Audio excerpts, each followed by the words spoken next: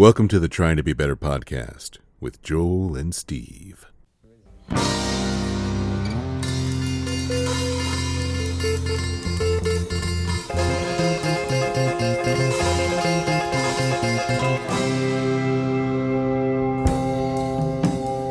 it.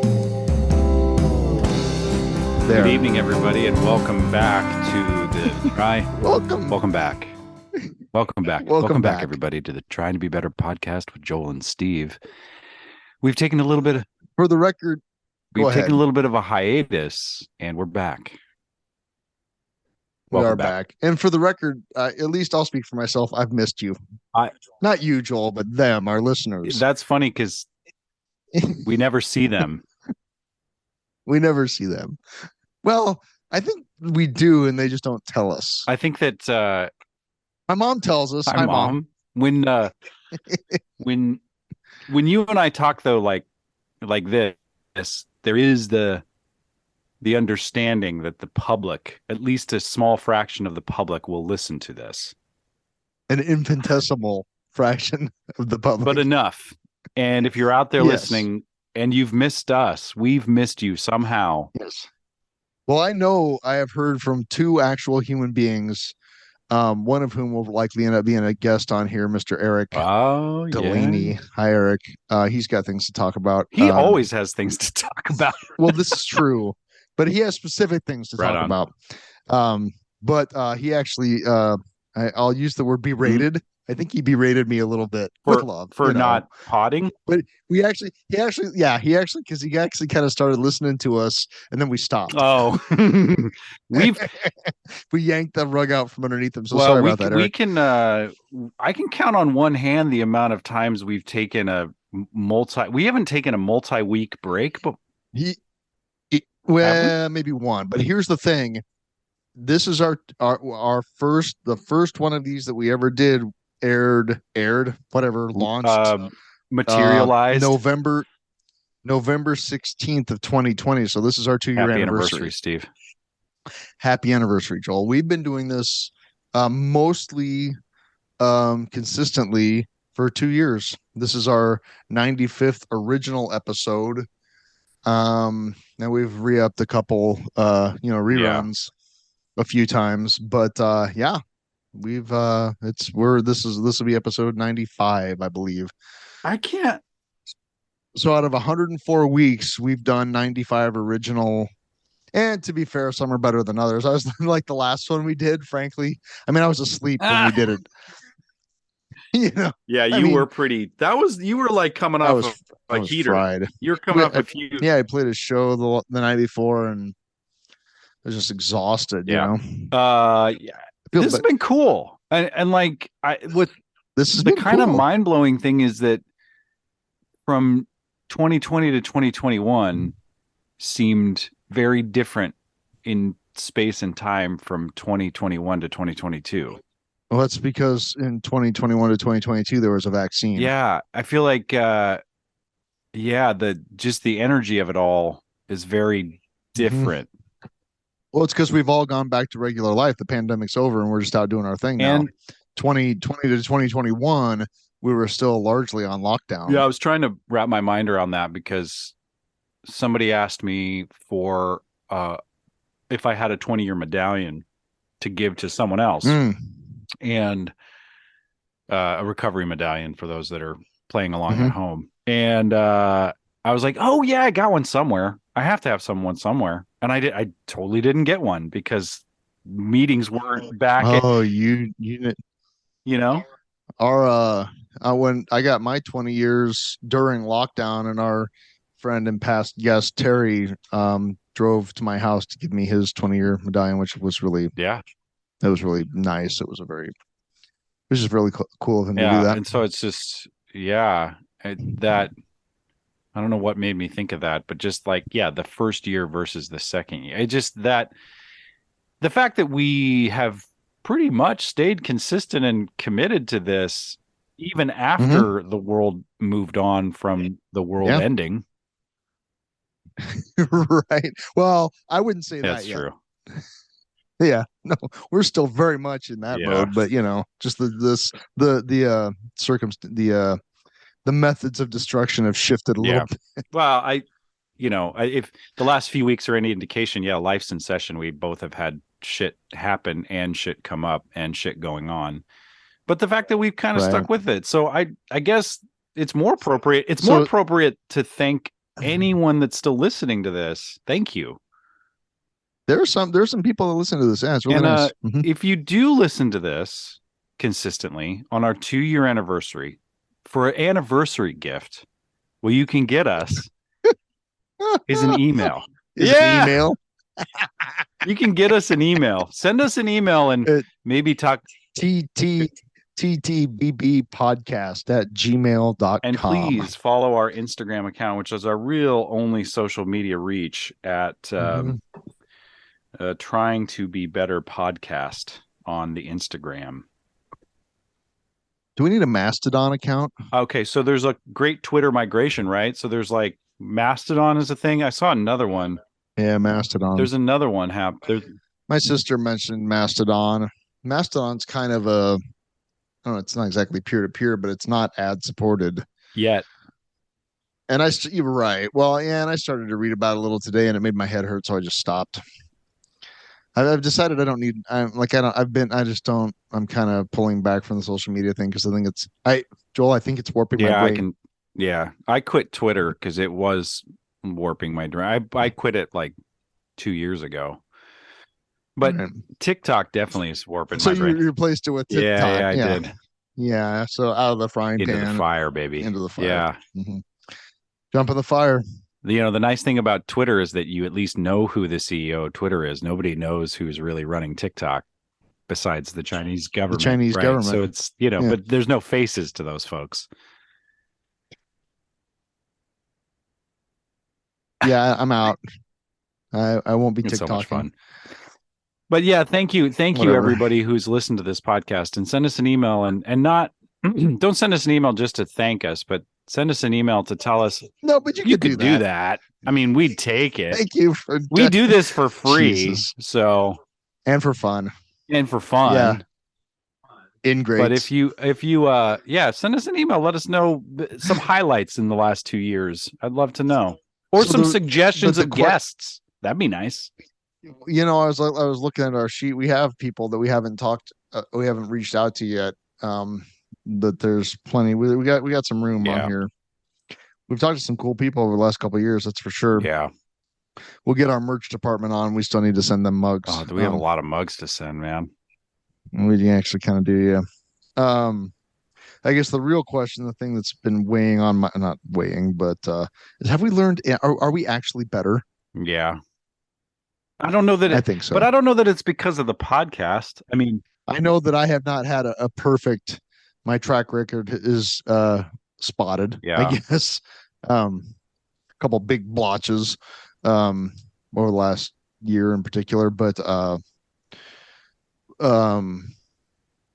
I don't know. I mean, I feel like I've done largely because of one in particular, kind of massive, just personal blowout. But like I've been doing the work again, and I'm fortunate to be engaged in a process, I guess, that allows like when you're down, you're not necessarily out. And you can get up and try again. Yep. I don't know if my behavior yesterday is any indication. You didn't quite go. No, I don't. I talked about this on the meeting, but yeah, I had a moment where there was a lot of things happening all at once, and I really wanted to lose my mind, and I didn't lose my mind. Yeah, and I think that you kept it together. You kept it together. Yeah, that's I can directly thank the tools of spirituality and recovery for that.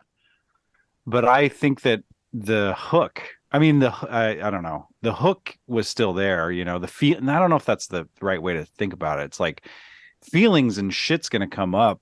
How do you respond to it is really the earmark or the barometer of how much quote unquote better one is doing, I think. Because you can't deny the humanity. And we're not here, or I don't think either of us are here or doing this shit with any expectation that we're gonna be free of all conditions and attachments. And no, this would be a super boring podcast if that was the case. Just fucking bullshit is what it'd be. Yeah, right. How are you? I'm good. Me too. We're great. You're doing I'm doing great. You're doing great. We're doing great. See you next week. Right. That's right. Yeah, no, I lost my shit yesterday, but I lost my shit between my ears, but I didn't lose my shit out in the world. And I definitely could have gone full on falling down Michael Douglas crazy. I would pay $12 to watch. If anybody's not seen that movie, you need to see the movie Fall. Yeah. I mean, I don't know how that holds up now, honestly. I watched it in the last decade and it was good. You know, the scene where he's in the fast food restaurant is just priceless. Really yeah. Well, even just the opening scene with the fly in the car, like the cinematography on that is great because you can just feel the nerves. Yeah, you can feel the nerves. You can just feel how agitated he is. It's great. Yeah. I feel like I've said this before with this podcast, though, reflecting over the last 2 years. I feel like it has been what started as a way to get the crazies out in the middle of a lockdown pandemic has turned into a consistent creative outlet. And, you know, probably my toughest critic being my wife have said, you guys are really you're good at the art of conversation, nice. And I think that's real. I think that this is a creative endeavor, the conversation that doesn't stop sort of deal, which is really cool. Sure. Well, the conversation never stops.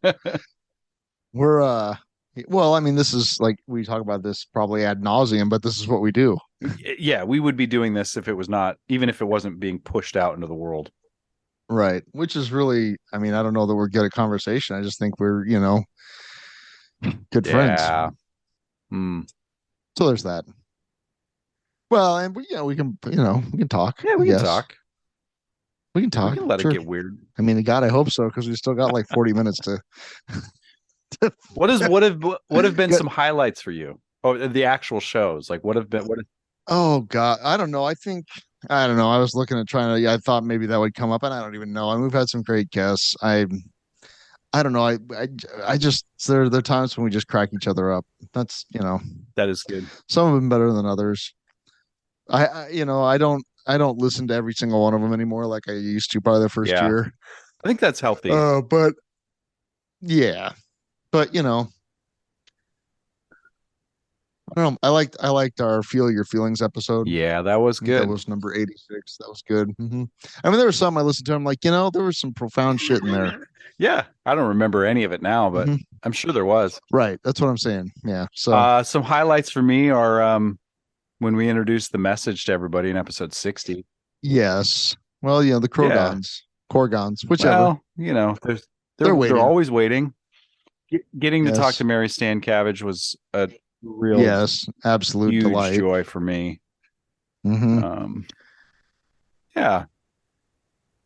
Yeah, getting to do it from a hotel in Kansas City right before a concert, twice before concert. Well, one concert didn't happen, kind of happened. The other concert definitely happened. Definitely happened. Yeah, that was big. We did it in your old backyard too once. Yeah, we did once. Yeah, that was the old I think that was still during quarantine, I think. Yeah, it was. Chickens and dogs, oh my. Yeah, man. Yeah, I think I appreciate it. And I appreciate that I'm glad that this exists between you and I. You know what I mean? Like yeah.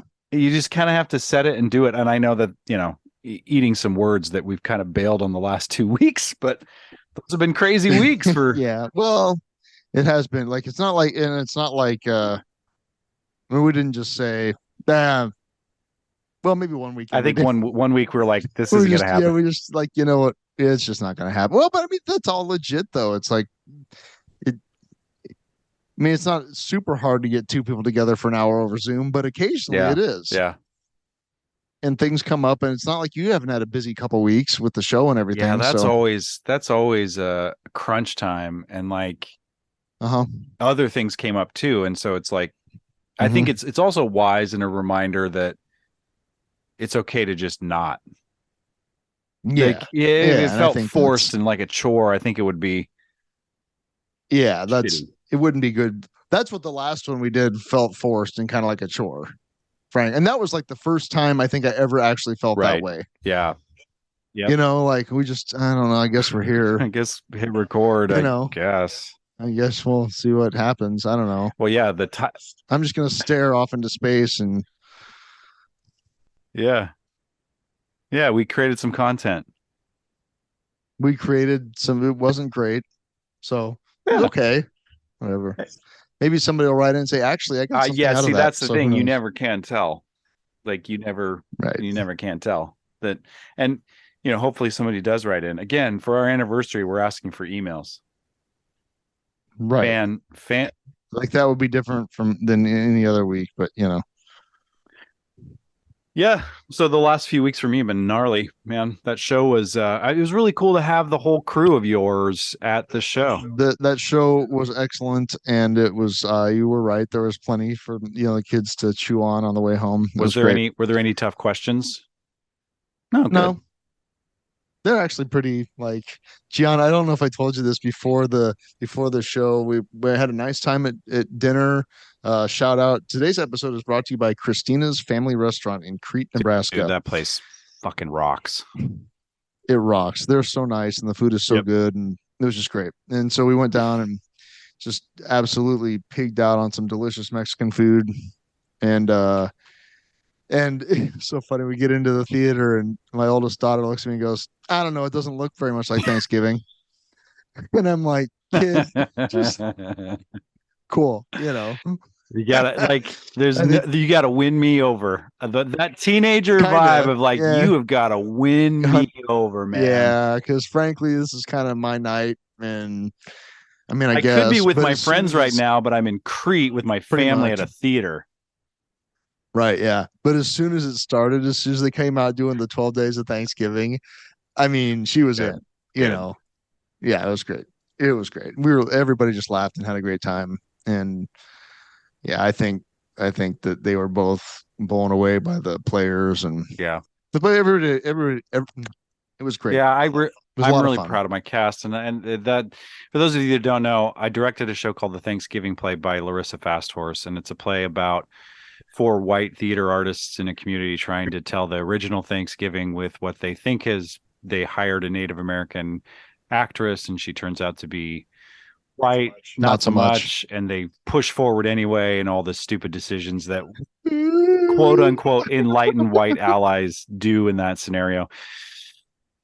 Oh God, it was so good. Like the writing is so good. It's so layered too, because like we had a talk back on Thursday night. And we invited some folks from the Native communities in Lincoln and the one of the members of the Diversity, Equity, and Inclusion Committee at Doan, and the president was there, and there was a bunch of people there. Yeah, it was really cool to have that piece to kind of unpack all of that. And because on paper it's just kind of a silly comedy, but then you kind of go further into this show, and it's like it's a little more dark and a little more weird and a little more topical. There's a couple more separate heads. And there's that, and it gets violent and it gets really shocking, and it was really cool to be a part of the educational theater that is committed to educating, not just putting out a product or putting out entertainment or or just checking the box for students that you did theater today. It was like this was impacting a community, and like you know, sometimes a theater professor needs that every once in a while. Like, oh yeah, this is why I do this. Like it felt really, I was really proud of that work. Well, you should be, because it's excellent. That was man. great. Thanks.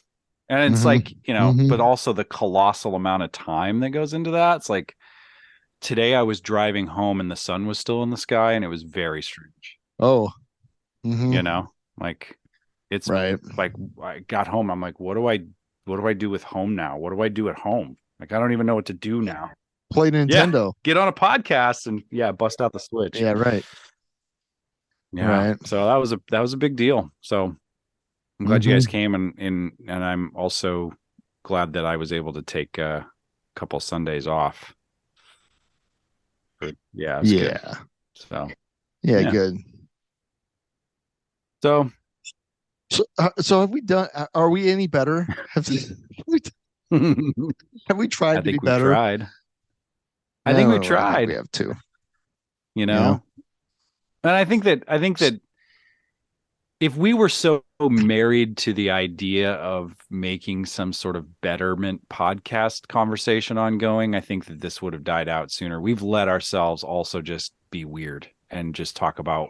Well, you know what I mean? Yeah, but I think that's an important part of. I think weirdness is important, and going on, having space for, expressing frustration with the state of affairs in the world, and well, duh, and needing to bring in guests so that we're on our best behavior. That helps us too. Sometimes.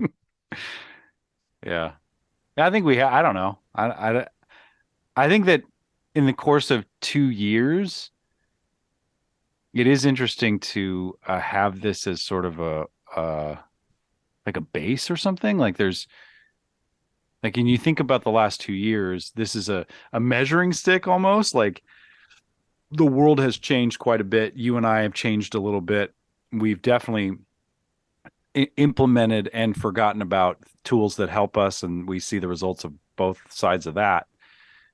Yeah, you know absolutely. what I mean? But this is just a weird way to measure it too, because it's like, I remember sitting in this exact seat 2 years ago under very different circumstances, and it's pretty cool. Yeah, well, with maybe someday, when I'm in the home, in between listening to Grateful Dead concerts, maybe I'll fire one of these up. Wow, that's a trip. See if I. Like, I want to listen to my podcast from when I was a young whippersnapper. That's weird. That's been like this year. Like I've really become acutely in tune to the fact that I'm 51 years old. And compared to some people, that's really young. But compared to a lot, it's not. Yeah, right. And like that's really.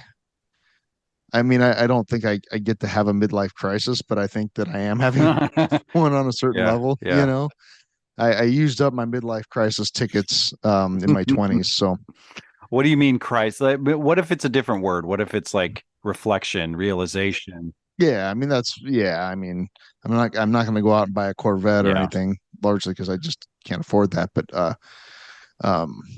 it's I don't know. I mean, I have. It goes back to the Pink Floyd song Time, it's like that's the one day you find 10 years of God behind you, and I mean I think I'm doing pretty good, all things considered. I don't have, I mean, hindsight's 2020, but I don't necessarily have regrets. But I mean there's just kind of little like health stuff starting to kind of pop up, the fact that I have finite time left in this meat sack is, starting to not weigh exactly, but it's a factor, and I don't know. That's just been kind of a thing recently.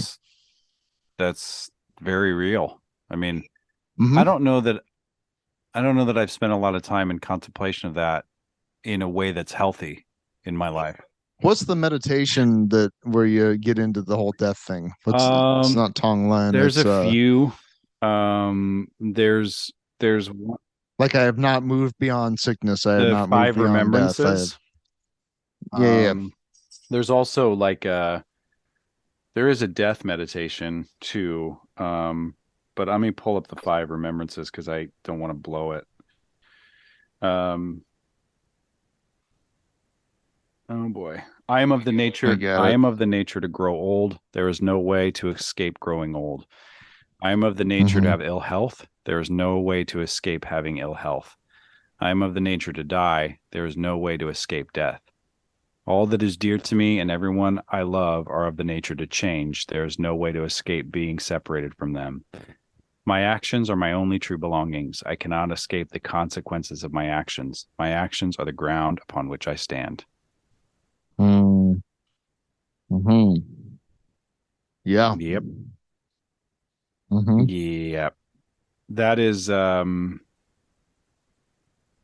think I used to, before really kind of studying any of that or practicing any of that, really thought that was, the letting go and the not self stuff looks like nihilism. The five remembrances looks like morose, you know, more morbid. I don't see it as I don't see it as that now, but before studying that, I did. Before, my younger self, when I heard of those things, I thought it was this. I kind of rolled my eyes at all that, but that's really freeing. I'm about to read Kirsten bought me Pema Chodron's new book, How We Live is How We Die. And I haven't started it yet, but I kind of know where it's headed. And it's kind of in the title. Yeah, I think she kind of led with that. So yeah. But yeah, I used to think that it was kind of morbid and nihilistic, and now I'm like, no, that's really freeing, because I remember being a kid, and whenever I got sick, I would ask my mom, am I dying? I was terrified of death, Spider meningitis got you down. Am I gonna die, mommy? Is that gonna please make that the outro music? Okay, I'll see what I can do. But yeah, I was like, I mean, I talked about this a little bit before too, of being raised in a predominantly fundamentalist Christian experience. It was also like death was talked about a lot, but it was, are you going to go to the country club, or are you going to go to the torture spa? Tell me about the torture spa again. I shouldn't have said spa. Maybe it was the word torture that got you. I don't know. Right? Tell me more about that torture spa.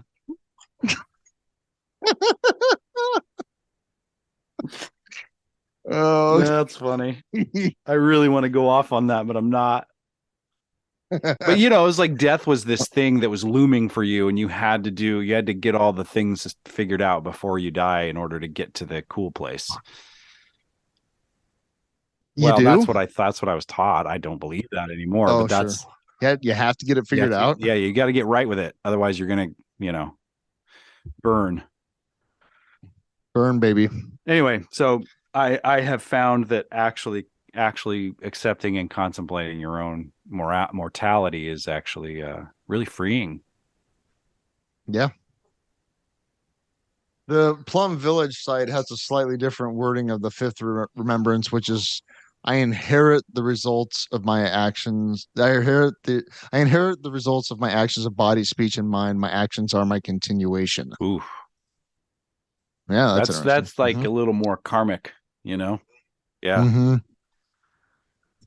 Yeah. Well, I was just thinking about yesterday too, when I almost freaked out and fucking I almost kicked the rearview mirror off a fucking car in the parking lot of Hy-Vee.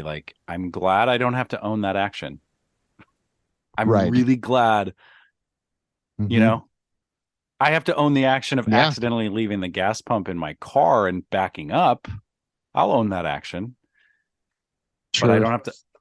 That was an accident. Right. But I don't have to own the action of harming someone intentionally. Right. Or myself.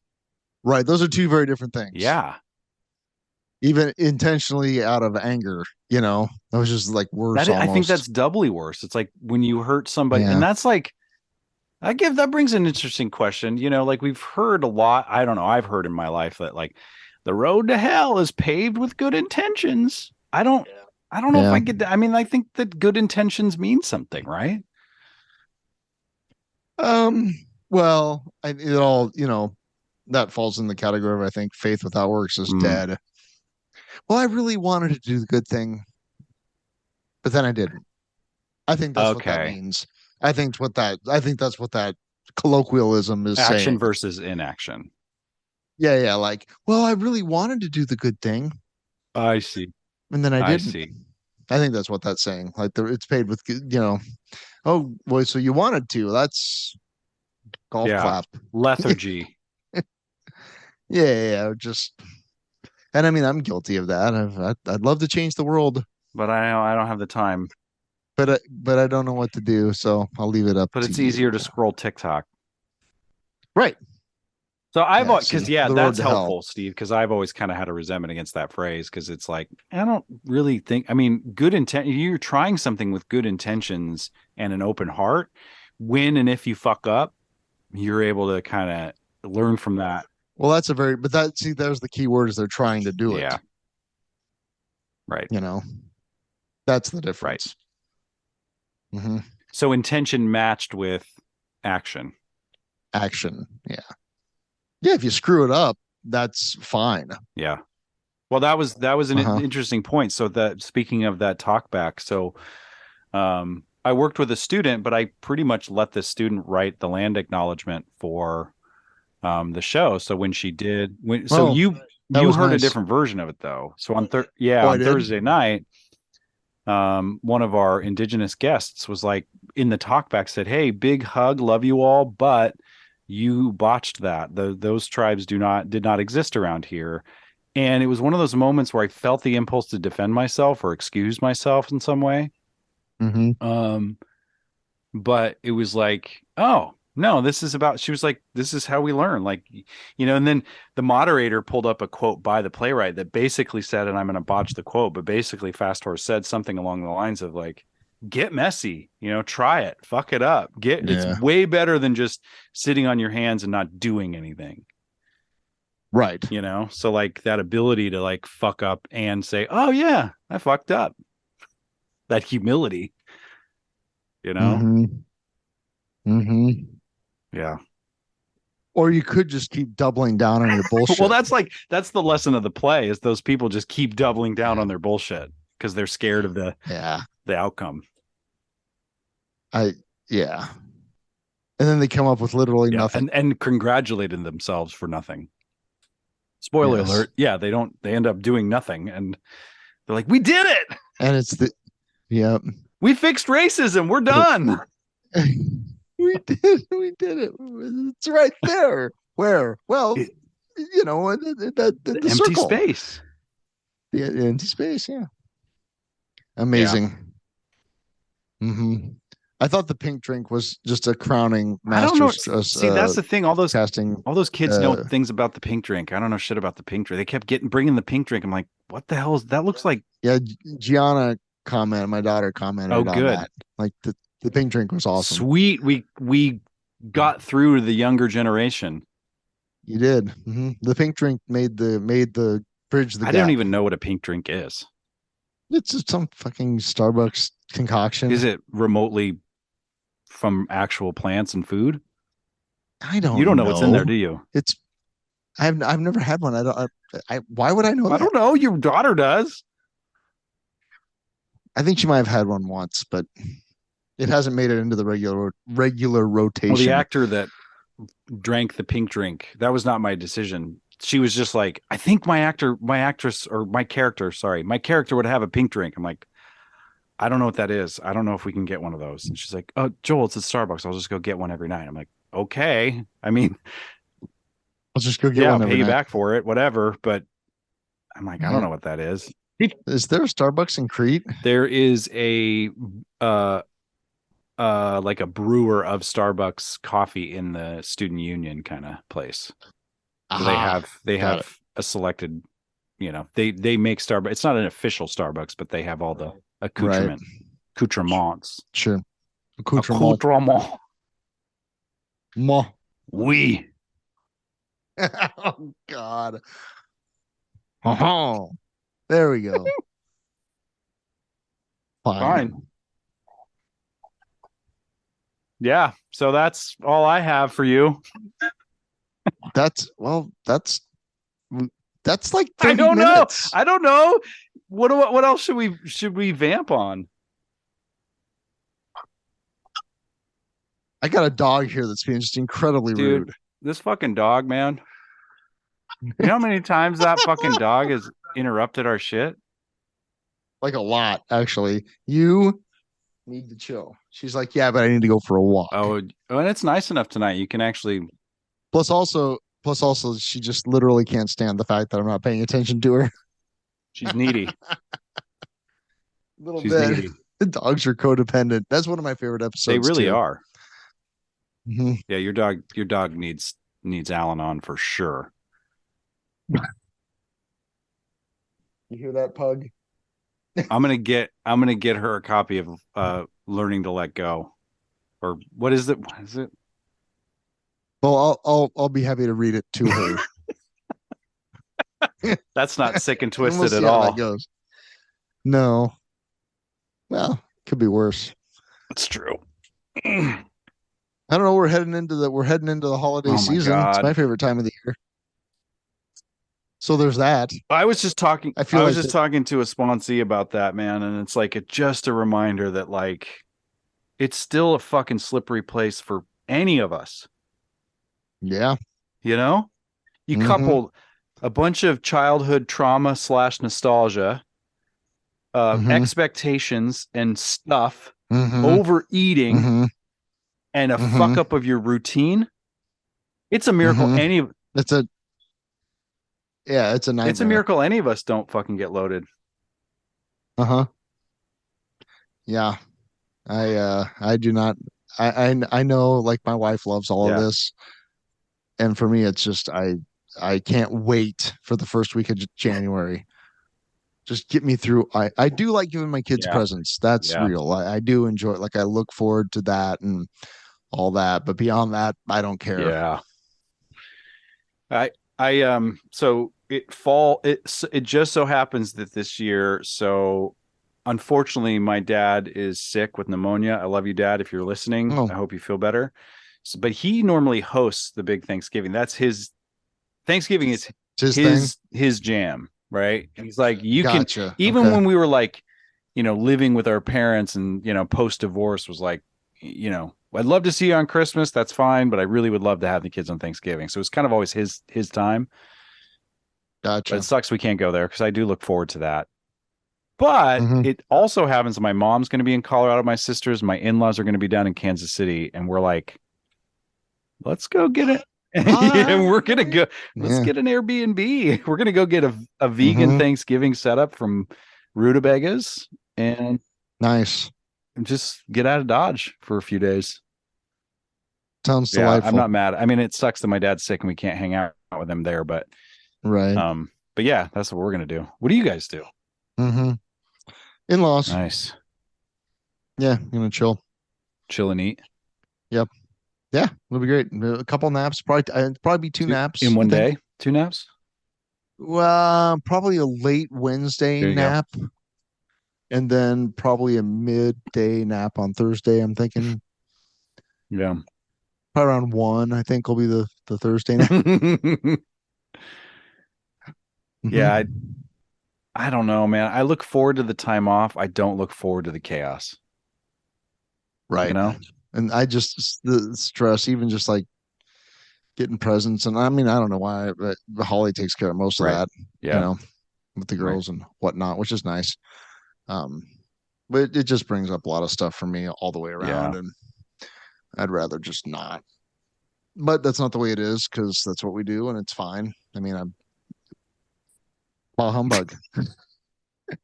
I mean, I like the Christmas movies. So what do you? Yeah, that's the thing. Maybe we should think about this. Like, what are I kind of hide behind the bah humbug shit, especially during Christmas. But there are parts of me, and I'll reveal myself. I'll be vulnerable. There's parts of Christmas I really like. Like, Kirsten and I have found a tradition of like going to a coffee shop, getting a mocha, and driving around looking at lights together. And I will put on the cheesiest Christmas music. I believe you know what I mean? Just like we put I have a Nebraska Santa hat I put on. I really fun. love that. That's fun. I can get what behind else do that. you love? What are your go-to? What kind of does get you in the mood for Santa to come down your chimney? I like, just because I think it brings back, I grew up listening to it, is like Bing Crosby singing Christmas songs. Love that. I could listen to Bing Crosby sing White Christmas actually most of the season and probably be pretty okay. Listening to a lot of the modern Christmas music, not so much. Everybody and their mother's Christmas album, I just can't stand it. I think that does also have something to do with having worked retail for a long time. The day after Thanksgiving through Christmas is just the same 35 horrible Christmas songs. Mariah Carey and the Wham one. I can't do that one either. Yeah. All that. Yeah, I can't. It makes me break out in hives. But and I like seeing people, and if I can get out from underneath the chaos to give things, that is better. I wish you all could see his face when he said that. Give things. Whether it's time or energy, it's the time one for me, man. But it's like, you don't even have kids. I know, dude. That's how fucking selfish I am. Like, right. The time, but the investment of time is the one that I get most fucking bent out of shape about. By the time we get, it's like I use the analogy a lot of like, we're coming in like a comet. And land, like Christmas is like landing in the ocean and the splash, because that's what it feels like, the lead up to Christmas. We're coming in hot. And it's like, it's not, I mean, everybody's stressed out, I don't mean like just my immediate, I mean like everybody out trying to get everything accomplished and go do the consumerism, and you have to get the stuff and blah, blah, blah. Everybody's short, I mean, sometimes you get people like, man, this is like 10 years ago. Oh, I know. God damn it. I was out walking the dog in my old neighborhood. And there was this guy down the street, nice enough, whatever. Hey, we'd say, we know, he's a couple blocks down, but we'd see each other walking the dogs periodically. And, when it was like Christmas week or whatever, and we're just kind of, hey, nice to see you, whatever. And I said, well, happy holidays. And he looked at me in the eye and he goes, Merry Christmas. Ooh, correct you. And I went, well, I'm never talking to you again. Like it's not a war on Christmas if you say happy holidays. It's just a sign of maybe not everybody's a Christian. Yeah. It's not a war on Christmas. I'd love to. I might sign up for a war on Christmas at this point.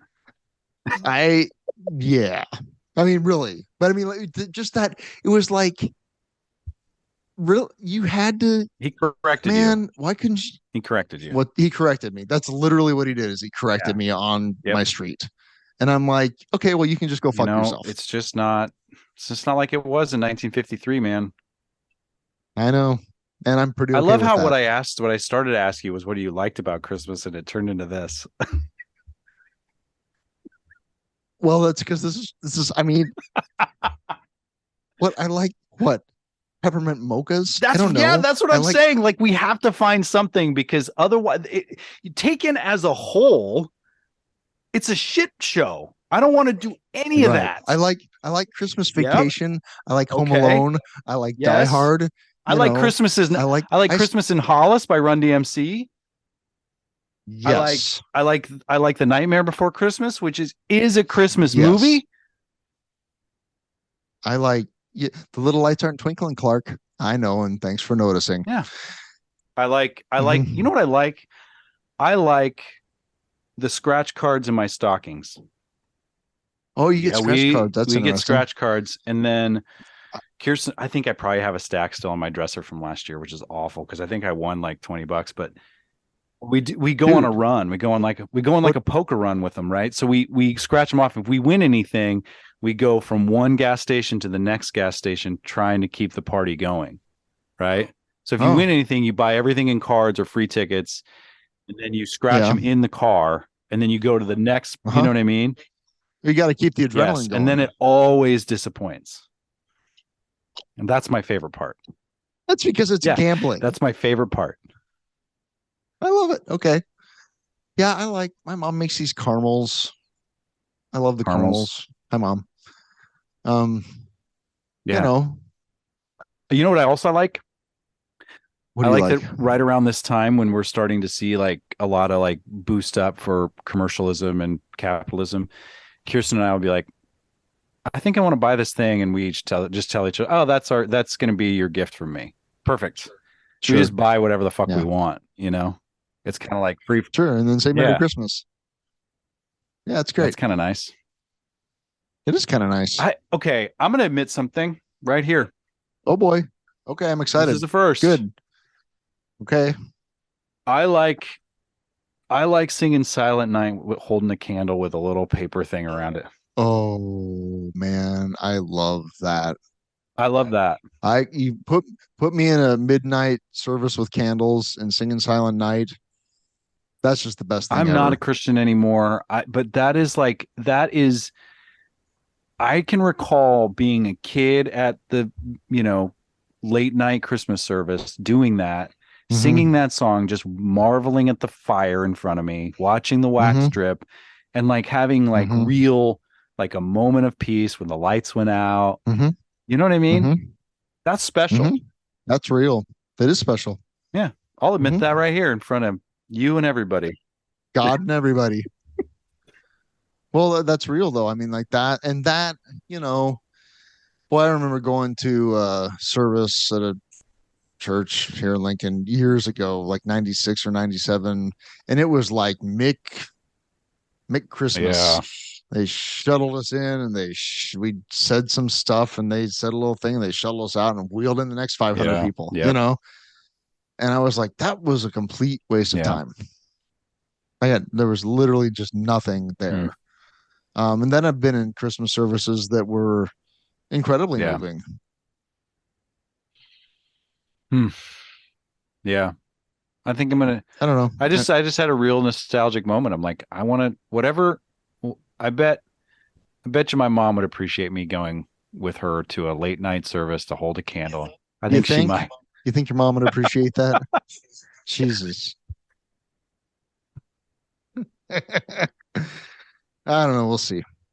I don't know if I'll have enough time. I may have a bunch of, Joel, the road to hell is paved with good intentions. Baby. That's good. That is it, because I am going straight to hell if I set that intention and don't follow through with it. Right. Yeah. I don't know. You might enjoy it. I mean, it gets me, like, even thinking about it gets me emotional, like right here in my heart center. It sounds like you're being called. Ugh. You're being called to go to Christmas service with your mom. Jesus.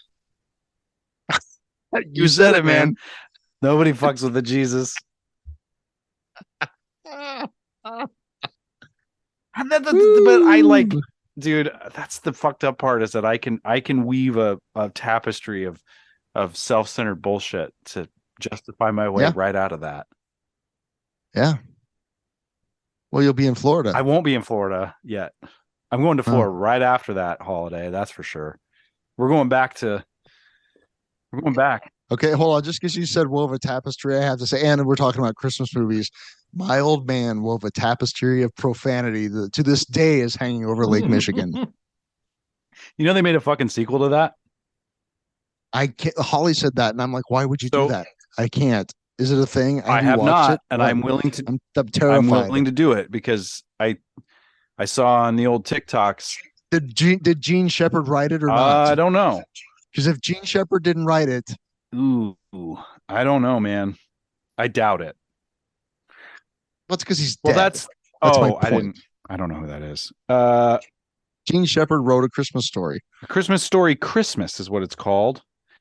And it does have Peter Billingsley in it. Ralphie. Yeah, well, Blues Brothers 2000 had Dan Aykroyd in it, and we all know how that turned out. Hot take. Yeah, that was a pile of trash. It was a pile of trash. I mean, I'll watch it. I mean, I'm already paying for. I mean, I'm not even. My in-laws are paying for the HBO Max right now, so yeah, I'll watch it. Who cares? You're gonna watch the Christmas thing? I gotta watch Nightmare Before Christmas too, because yeah, I like that. I like holding a candle late at night, singing Silent Night. Silent Night. Hey, Silent Night is Well, I beautiful. like this the story in World War II, where they wasn't there like maybe is that a myth? That could be. I don't know. I should find that out. Like, isn't there a story about like the German troops and the Allied troops like stopped fighting and it was Christmas Eve and they sang Silent Night together? Or is that just another myth like Thanksgiving? I think that's a thing. I always think of that. Mm-hmm. Yeah, I would have to actually read this article, but I think it's actually a thing that might have happened on some level. Christmas truce. Christmas truce. Maybe. It's a great story. Yeah, that's, Sure. I'll declare a truce on Christian fascism and sing Silent Night with a candle. I think that'd be great. Maybe get some peace out of that. Maybe. Yeah. If as long as I don't turn into a total maniac up until 10 o'clock, December 24th, I might be able to squeeze out some peace. Take it easy on the eggnog. Easy on the Pepsi Fuller. Right. Oh, God. No, I guess there are a few things to look forward to in all this. Mm-hmm. Yeah, you're right. Okay. Yeah. Maybe I'll try to enjoy just the holiday fucking season. get in where you fit in, dude, because you don't have to sign up for all of it. I mean, maybe you do because you have kids and a family. Sorry. Right. Yeah, you and Kirsten can just escape hatch out. Yeah, well, I mean, the other thing too, though, is that she has siblings now that have babies, and that's going to be a thing now. Yes, your aunt and uncles now. Yeah, I mean, I always have been, but at the same time, she hasn't, and I think that it's going to be an interesting. Yeah, but we have found the beauty in that week between, the week between Christmas and New Year's, getting the hell out of Dodge. That's been really nice. Go fuck yourself. Well, we haven't gotten any better, everybody. 2 years later, go fuck yourself. Same as it ever was. Well, if we actually got Will, this wouldn't be much of a podcast, would it? No. We'd just be kissing each other's asses. Pretty much. Well, we do that anyway. I mean, that's for our Patreon subscribers. Exactly. Yeah. Maybe that could be our new thing this year. We keep saying it. Now that we got a two-year track record under our. I know there's people that would chip in $5 just to be a trying to be better member. We'll need some shirts. You're part of the inner circle. For the people. That's right. Be sure to drink your drink your Ovaltine. You're in the inner. Everybody gets a free Route 44 Sonic Ocean Water. That'd be great.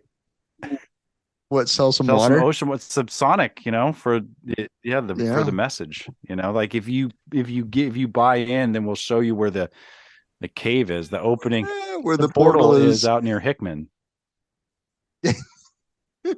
It's around Hickman. If you want to know what the hell we're talking about, please tune into episode 60 called "The Message." Is that what it is? I think so. I just looked it up. Yeah, it's important stuff. I mean, if you care about your interdimensional soul, I don't know. My practice has fallen off. It's been busy. It's cold too. It's like you get out near the opening. Yeah, it's a commitment. Well, you get out then it's also hunting season where the opening is. It's like hunting ground. Did you see there's already been three hunters have gone to the emergency room? Oh my God. Yeah. Wow. Or at least one. There's been 3 shootings and one had to go to the emergency room, like already this season. Just in this vicinity? Yeah. Guns, Yeah. everybody. That's all I have to say. Guns. Guns. Well, there should be more of them. Teachers, club owners, everybody have guns. Steve, no. Yeah. No. God.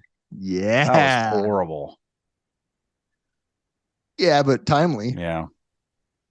Mm-hmm. No. Yeah, dude. Yeah, did you know that the shooter was the grandson of a Texas or a California representative? I did not know that.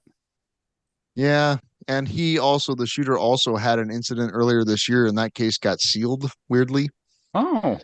And the California representative is a January 6th supporter and gay hater and all that. So what you're saying is that when policymakers and politicians say anti-LGBTQI plus policy bullshit, it actually, you can draw a straight line to people getting shot in clubs. 100% correct. Yeah. Yes.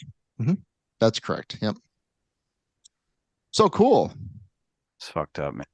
Let there be peace on earth, and let it begin with me. Yeah. Mm-hmm. Joy to the world. Exactly. Go fuck yourself. Pretty much. Thoughts and prayers, buddy. In fact, that representative whose name has escaped me, which kind of pisses me off now, but he actually tweeted thoughts and prayers for y'all. And it was his grandson that did the shooting. So, I'm sure he'll get reelected. Okay. You know what I'm looking forward to is Kyle Rittenhouse getting into the Senate. Is he running or something? He will be. He's cozying up with Boebert. Oh, that's a match made in heaven, those two right there. 100%. Yeah, I know. Mm-hmm. Yeah, the fucker is now wearing a nice suit and appearing in political arenas. Yep. He's their little bitch poster boy. Yeah. Yeah. Yeah. Mm-hmm. Yeah, if Kyle Rittenhouse is your guy, you might want to rethink a few things. Yeah, it's time for some self-reflection. I say in all full judgmentalness. Yep, I agree. Mm-hmm. I totally agree. Yeah. Cool. Well, there it is. I think we did it. 2 years. There's the pod. 2 years running, everybody. 2 years running. I guess same as it ever was. What we'll say is thank you for listening for these 2 years. Yep. Thanks for your patience in the hiatus that we took, and be of service to your friends and family or your community in this Thanksgiving week coming up. Or at least have good intentions. At least have really good thoughts and intentions. Really. And prayers. All right. Love you. All right. Later. Love you.